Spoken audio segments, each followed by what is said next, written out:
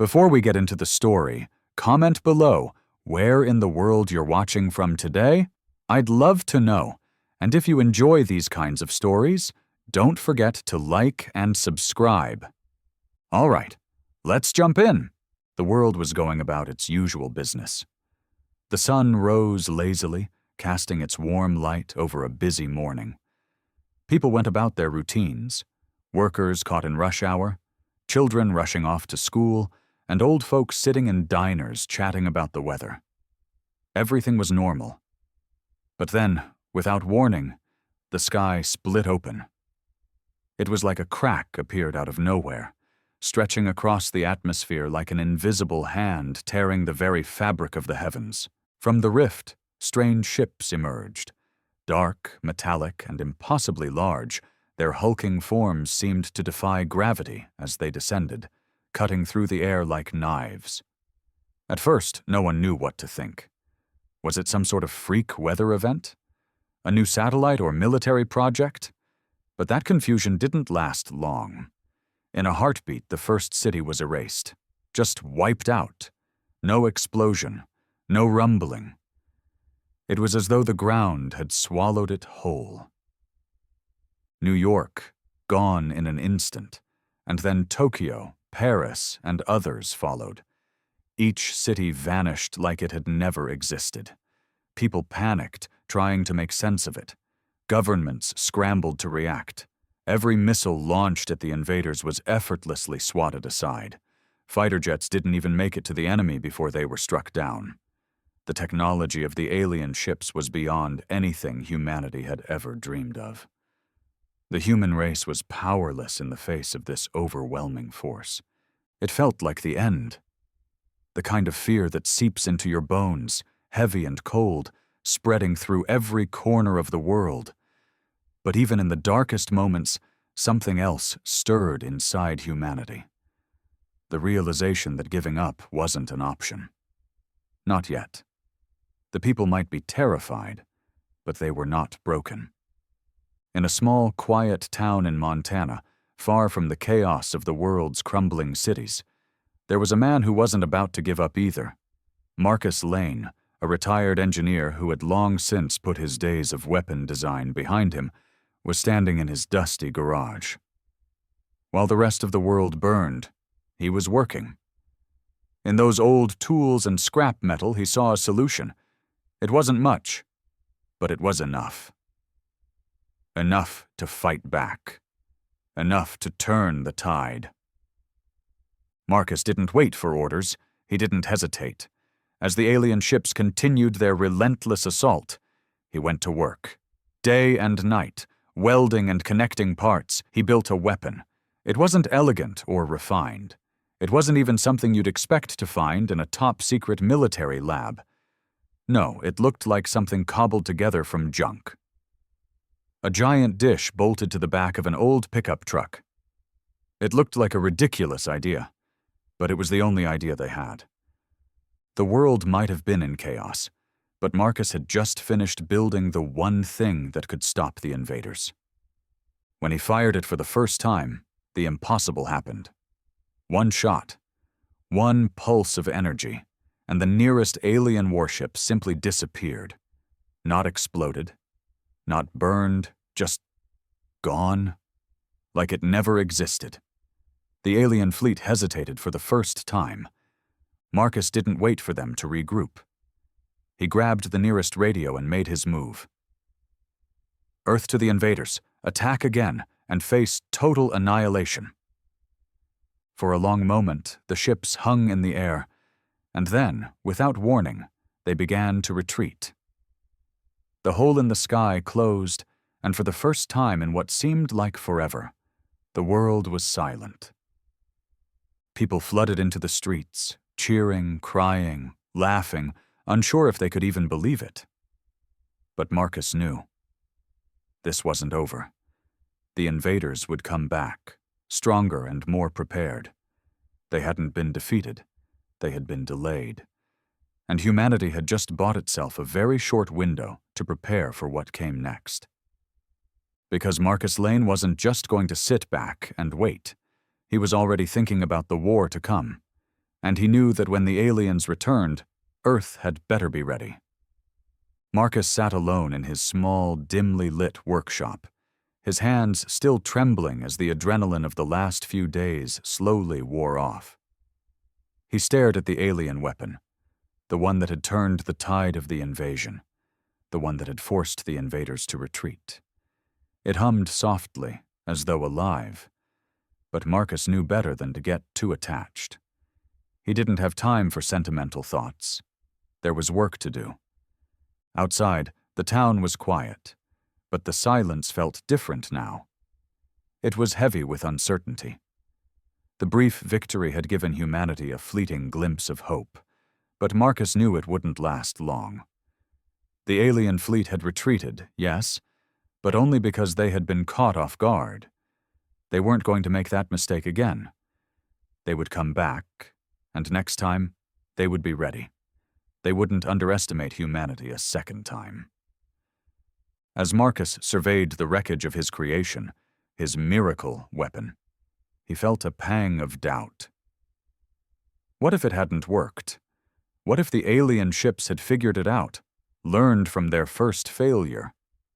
He had no idea how the device had functioned. It had been a rushed, desperate project, thrown together with whatever materials he had on hand.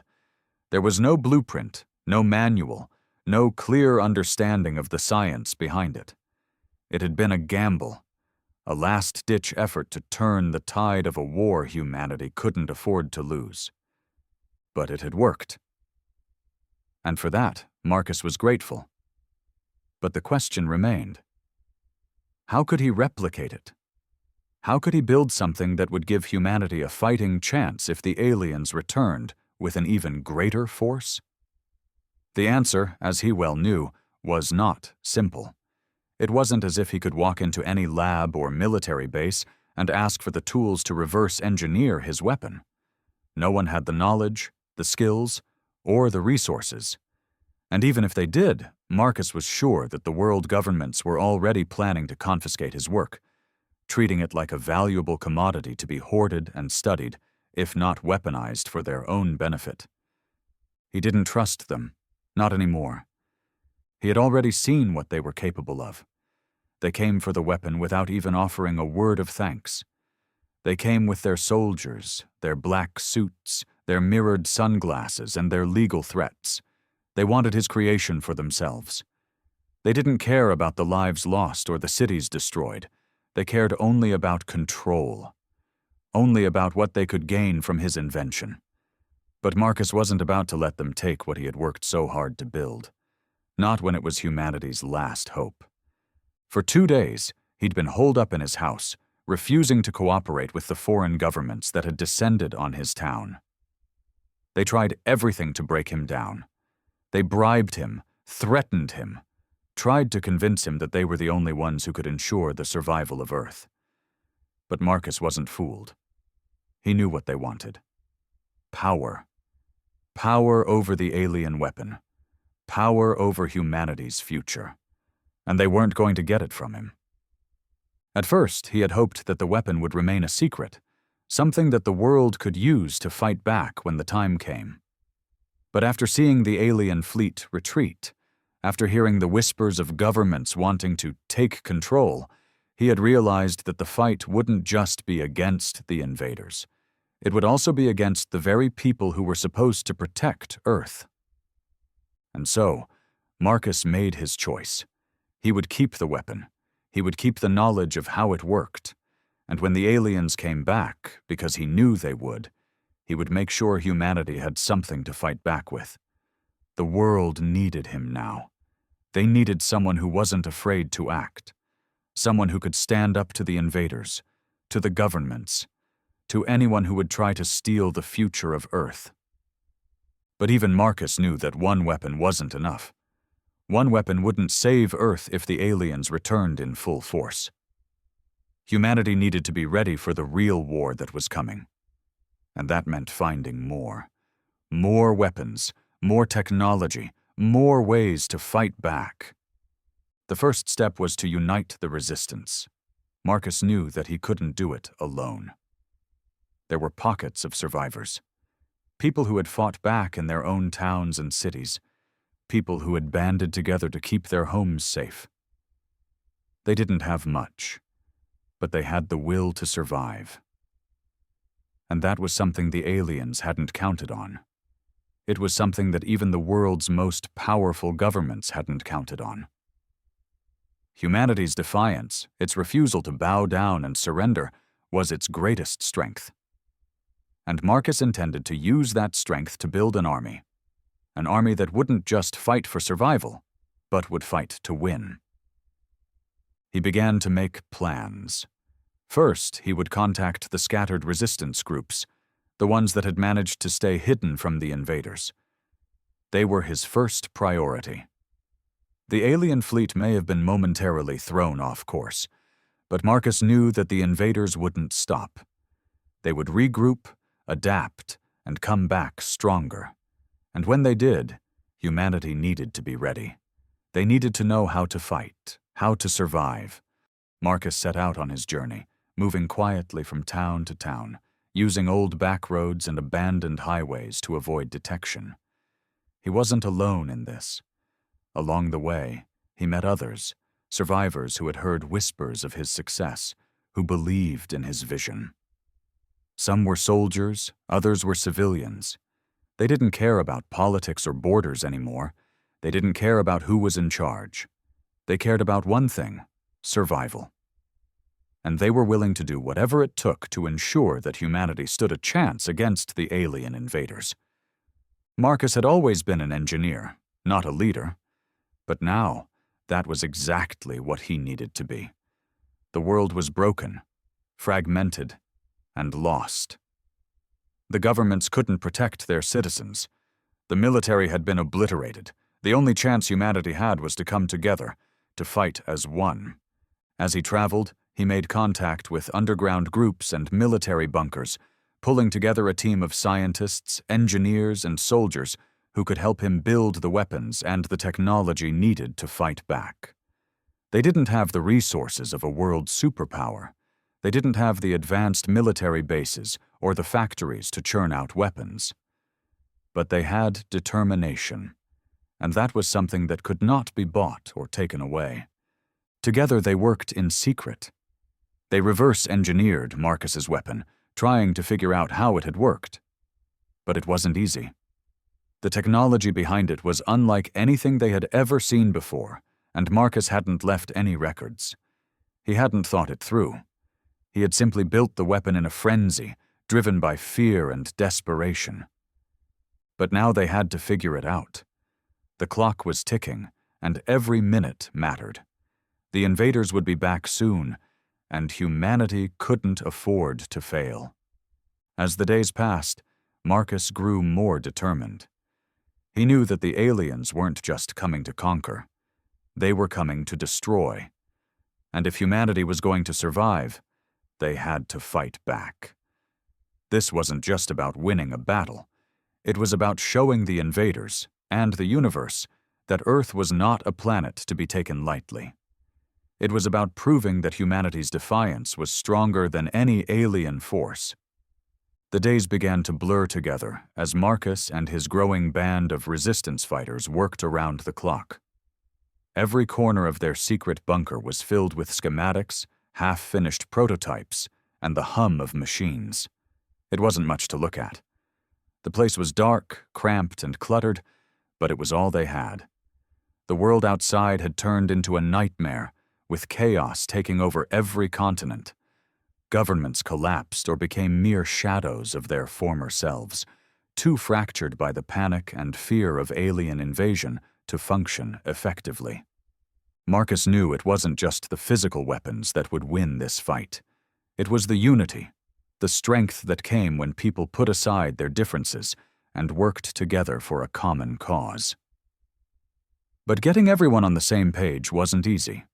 The mistrust that had built over the years of political strife, national divides, and fear of the unknown was like a thick fog that clung to every conversation.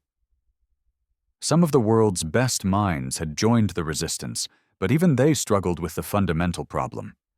The invaders' technology was too advanced. their ships, their weapons, their tactics. Everything was beyond human understanding. Yet Marcus pushed forward. He had no choice. He knew that if Earth didn't find a way to fight back soon, the next invasion wouldn't just wipe out cities, it would obliterate all of humanity. The alien fleet had been cautious the first time, testing their power and humanity's resolve. But there was no way to fool himself anymore. When the invaders returned, they wouldn't hesitate. They would come for Earth with everything they had. They would come prepared to finish the job. Marcus spent hours in the back of the bunker, hunched over the alien weapon, his weapon, trying to figure out what made it work. It wasn't just about reverse engineering the technology. That would have been easy if it had been just a matter of dismantling parts and figuring out the components. But no, this was something entirely different. The weapon had been born of desperation and chaos, cobbled together with whatever scraps and discarded technology Marcus had available. The way it had worked was pure instinct, a rush of insight driven by a will to survive. But now, with humanity's future on the line, Marcus needed to understand the science behind it. He had already tried to replicate the energy output, tried to work out the specifics of the beam, but the results had been inconsistent. Sometimes it worked, like the first time, but other times, the energy output was unpredictable, and every failed test brought more questions than answers. He began to feel like he was chasing shadows, grasping for a way to make it all work, but unable to pin down the exact science. One evening, after yet another failed attempt to make sense of the device, Marcus stood up from his cluttered desk and walked outside for a break. The cool night air hit his face, and for a moment he let himself breathe deeply, letting the silence wash over him. The small Montana town, still scarred from the initial invasion, had begun to heal. People were rebuilding their homes, their lives. But Marcus knew it wasn't over. No one, least of all the townspeople, was under any illusion that peace had returned. They all knew the aliens would come back, and the next time, they wouldn't just leave. Marcus leaned against a weathered fence, staring at the sky.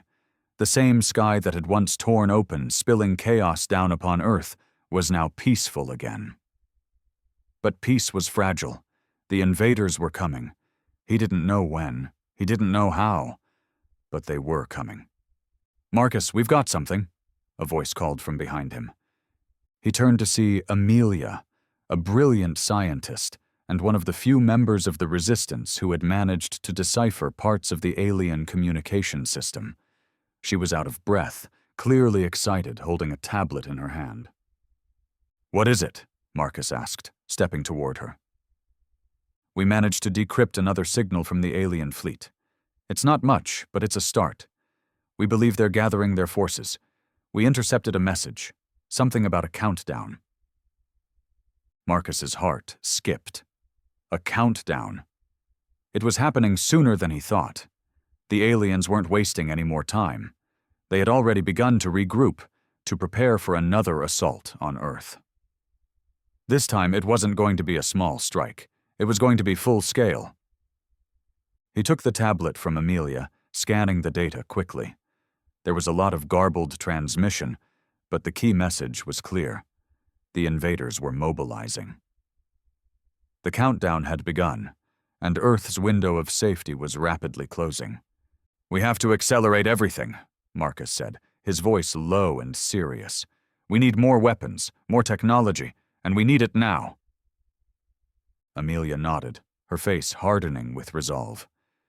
"We're doing everything we can, but we still don't have enough to stop them if they come in full force.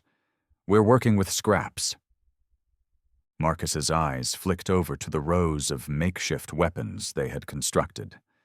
Some of them were promising: plasma rifles, electromagnetic pulse cannons, and a few prototype drones.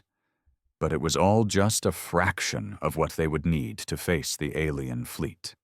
And if the aliens came back with their full might, a few makeshift weapons wouldn't cut it. We don't have the luxury of waiting, Marcus muttered. We need to hit them first. We need to be the ones who initiate the battle.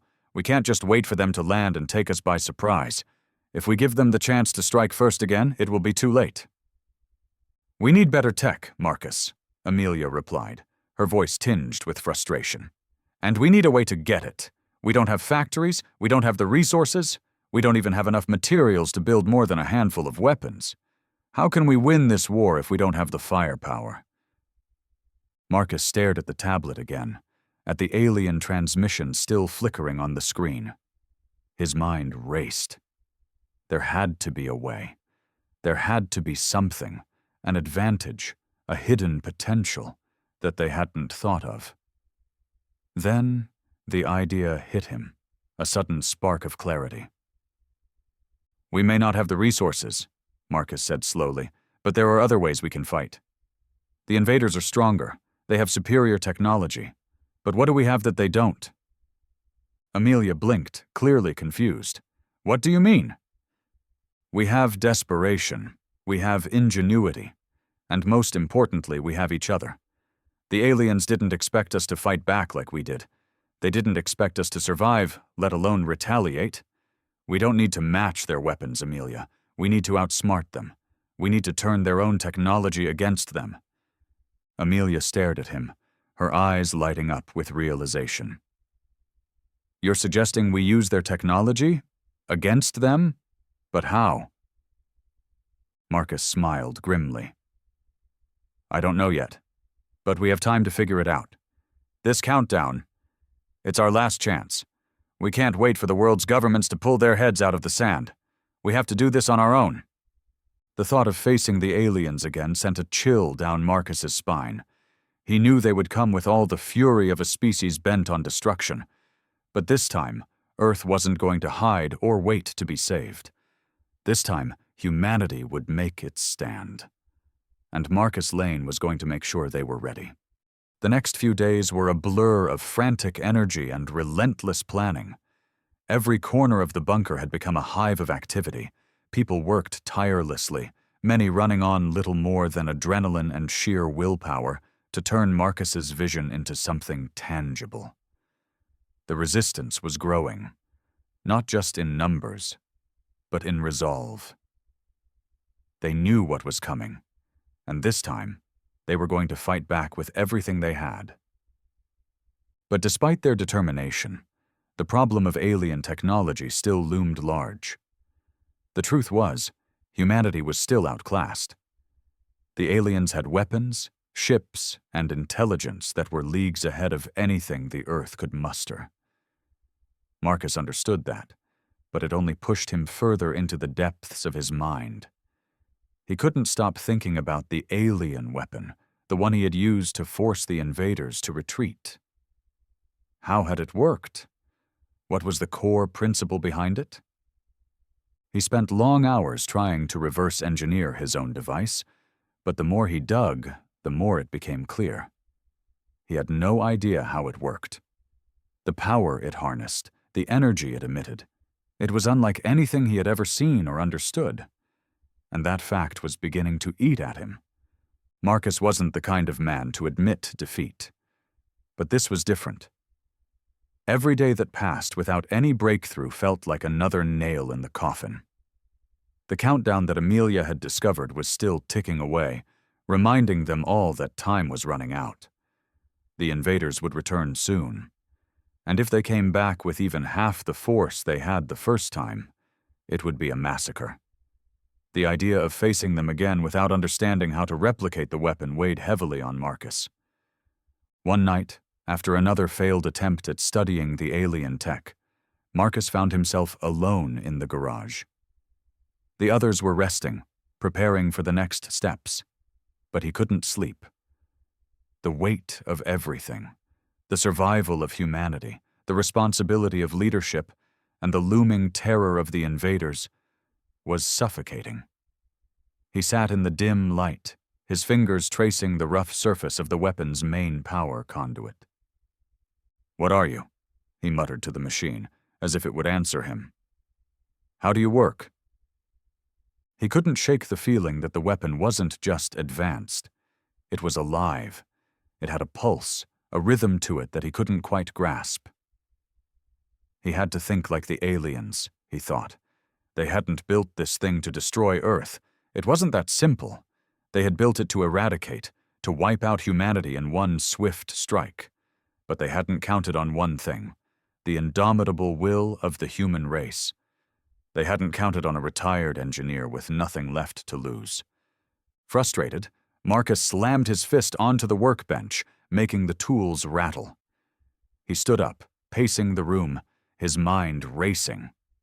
There had to be an answer somewhere, a pattern, a thread that he could follow. Then, just as he was about to give up for the night, something caught his eye. A small piece of metal wedged under the bench. It wasn't much, just a scrap of broken circuitry, but it looked different from anything he had seen before. He knelt down and picked it up, turning it over in his hands. At first glance, it seemed like a piece of junk, but something about it felt wrong.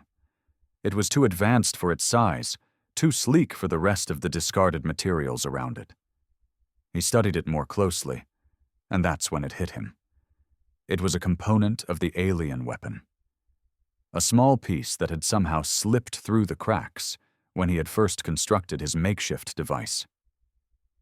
His heart began to race. This tiny component could hold the key to everything.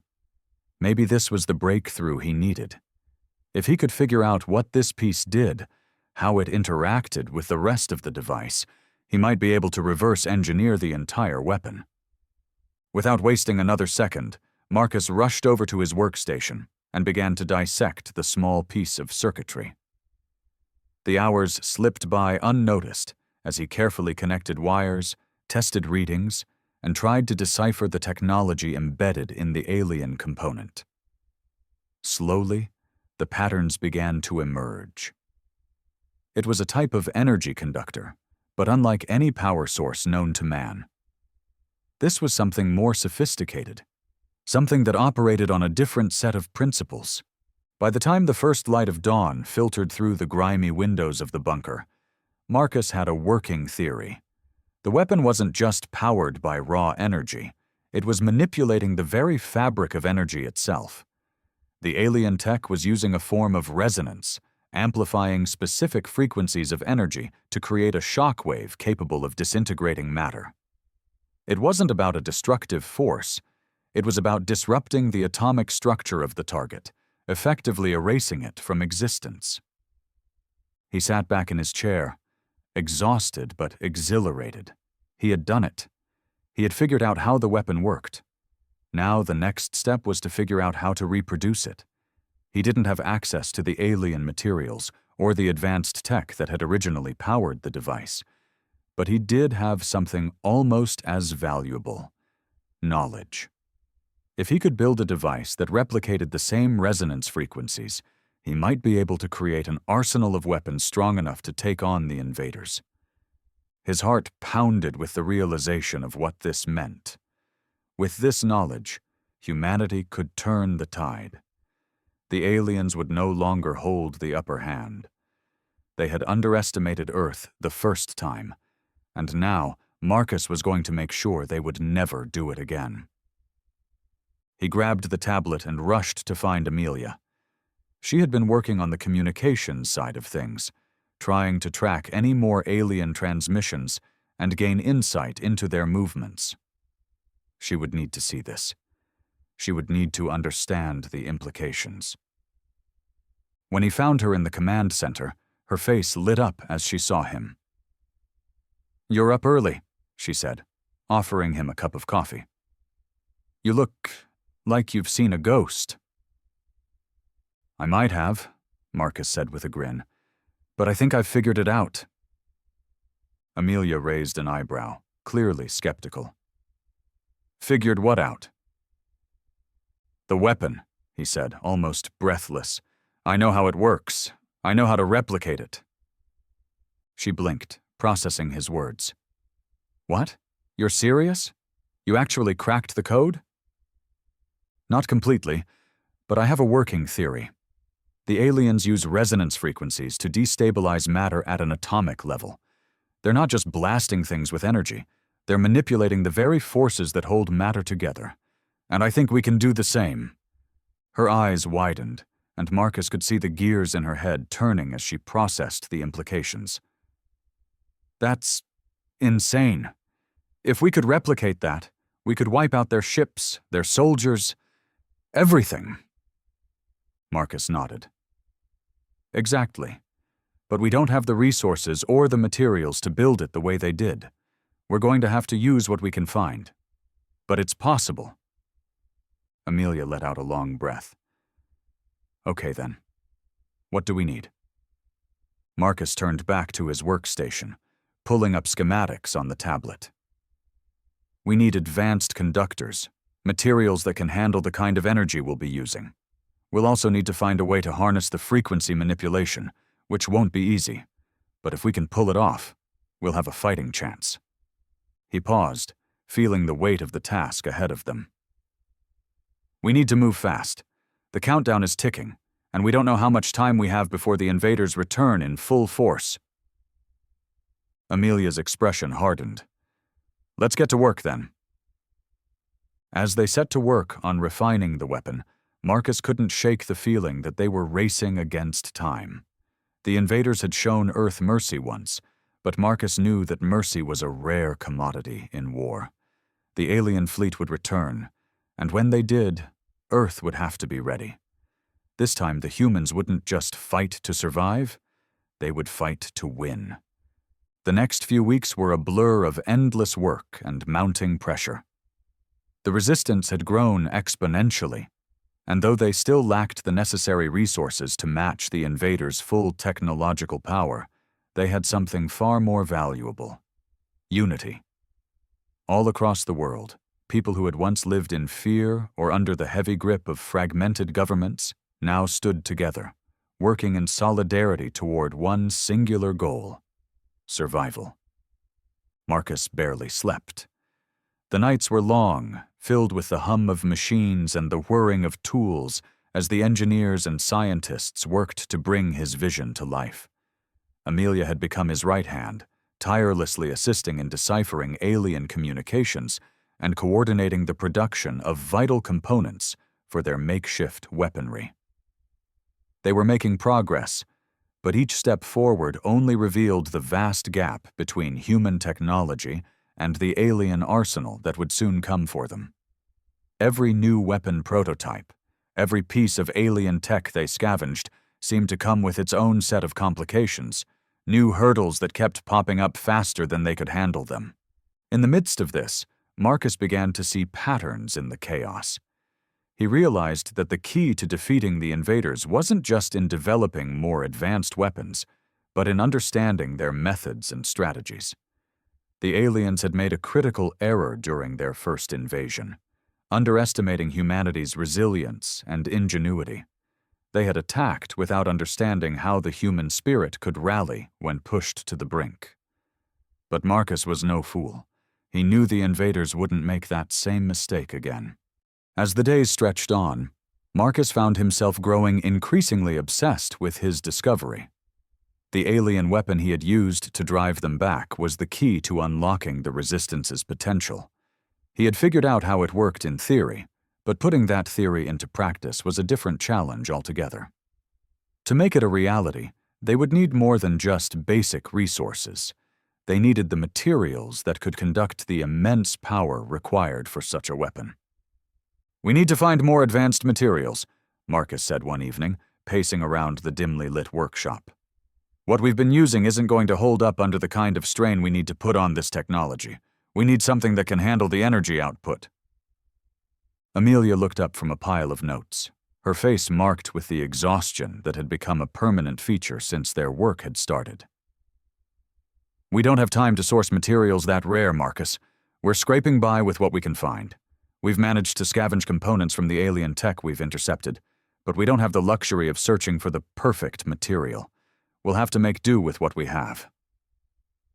Marcus paused, his mind racing. She was right, of course. They couldn't waste time hunting for the perfect materials. The countdown to the next alien assault was still ticking, and with every day that passed, the pressure mounted. The invaders weren't just preparing for another strike. They were building an army, amassing more ships, more soldiers, more weaponry. The world governments that had once tried to suppress the truth were now scrambling to play catch-up. But it was too little. Too late. The resistance had already taken the lead. Now it was up to them to finish what they had started. "All right," Marcus said, his voice steady despite the tension in his mind. "We make do with what we've got. But we'll have to get creative. We can't afford to build another one-off weapon.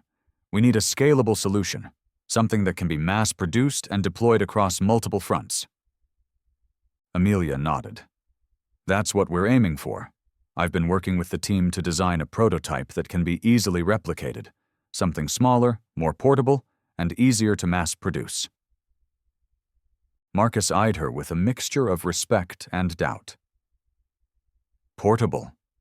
We're talking about creating weapons that can harness the kind of energy that could disintegrate a whole city.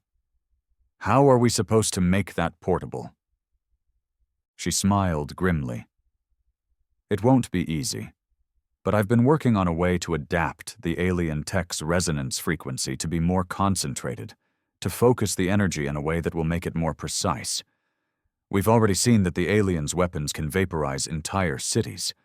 But that kind of power is too unwieldy for what we need. We need something that can be aimed, that can be controlled." Marcus was silent for a moment as he absorbed her words.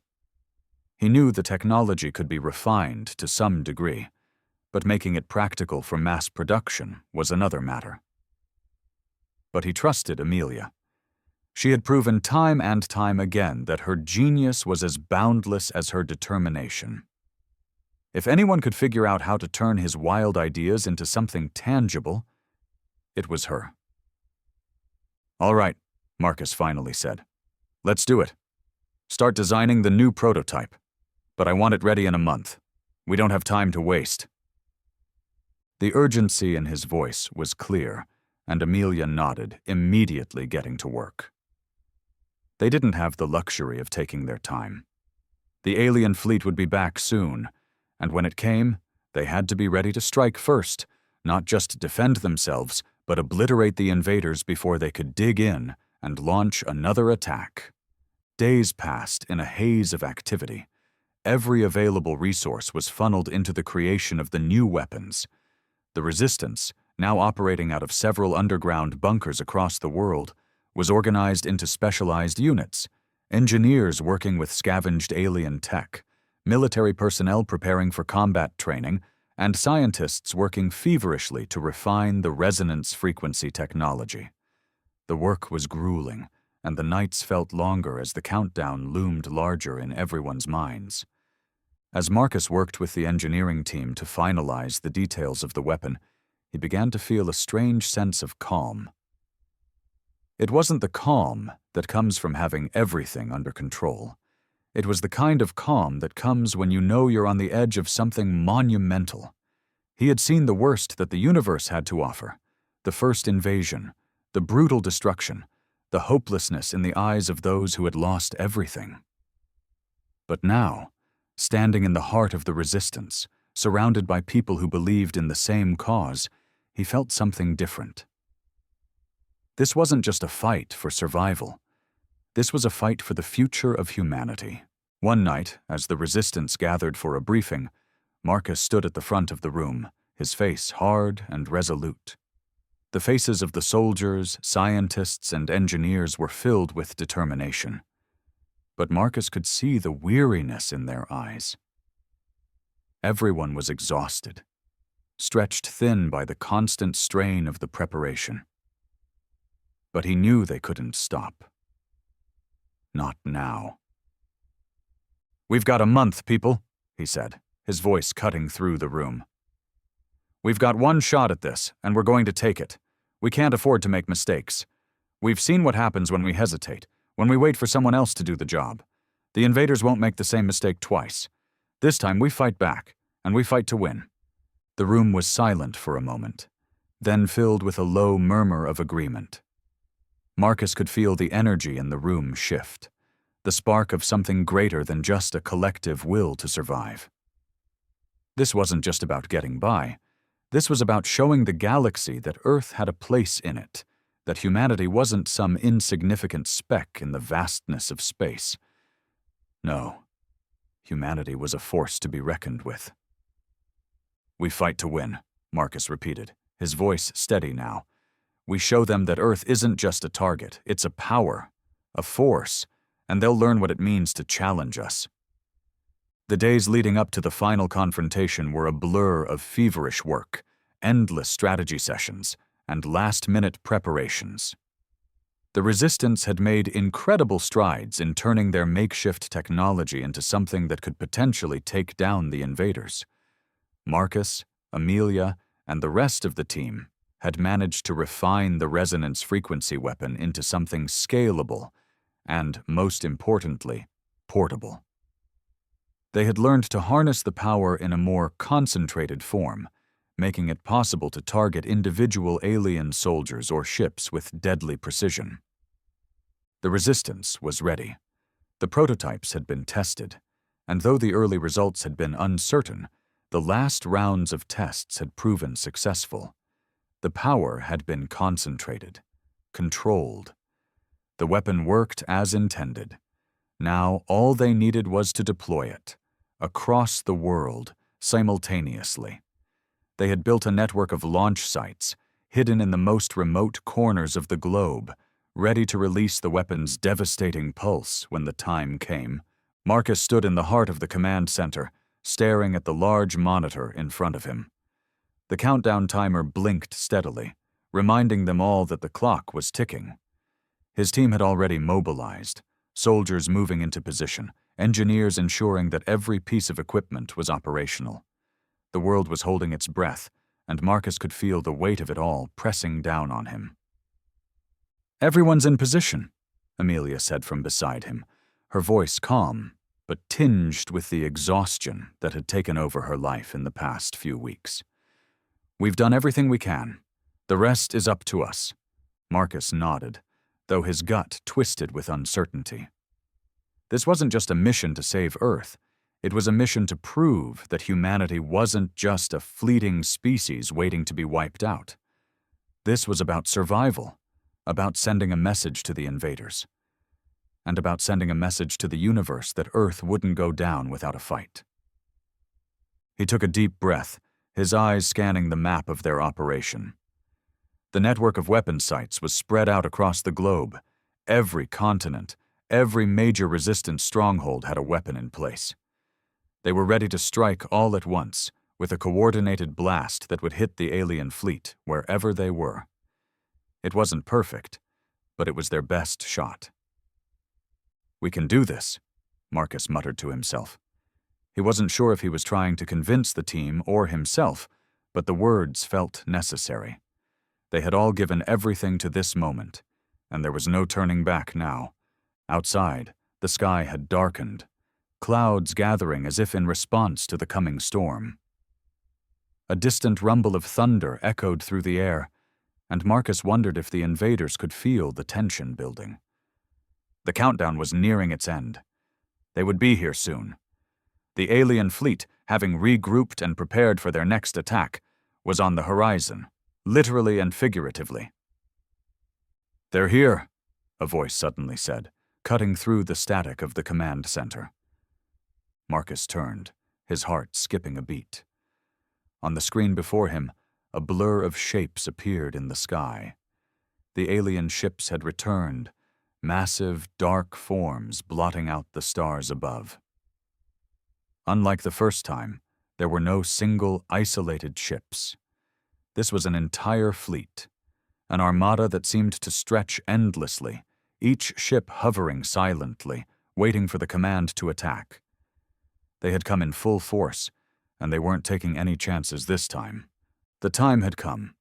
"Initiate the countdown," Marcus ordered, his voice firm despite the surge of adrenaline coursing through him.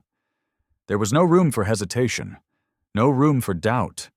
They had prepared for this, and now the resistance would stand tall against the invaders. The fate of Earth depended on it. 3, 2, 1. The final countdown echoed in the command center. On his command, the weapon sights activated, each one emitting a low hum that seemed to vibrate the very air.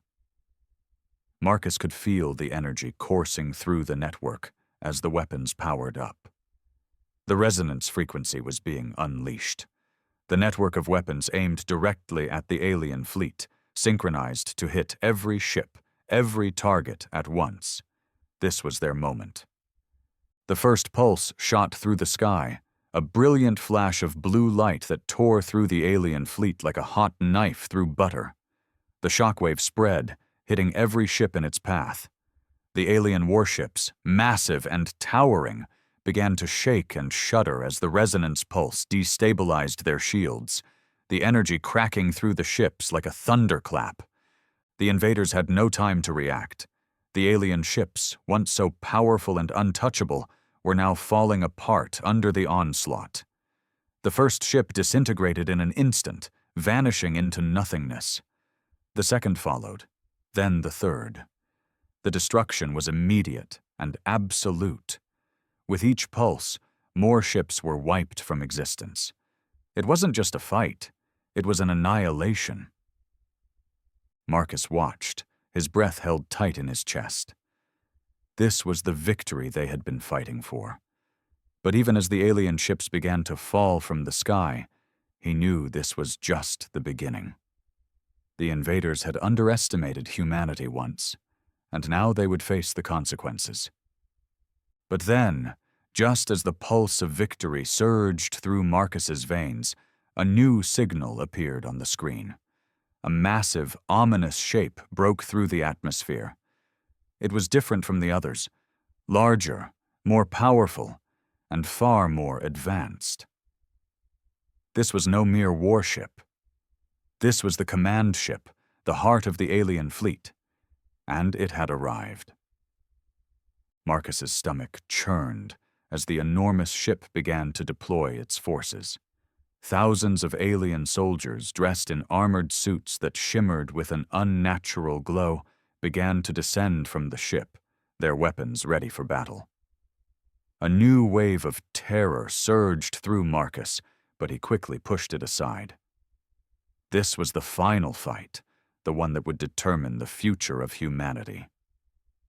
"Focus fire on the command ship," Marcus ordered, his voice sharp and unwavering. "Do not let them deploy their forces." The pulse cannons continued their relentless assault, but the command ship's energy shields were far stronger than the others. The resonance pulses barely seemed to affect it. For a moment, it appeared that their last hope would fail. But Marcus wasn't about to give up. He wasn't about to let humanity's last chance slip through his fingers.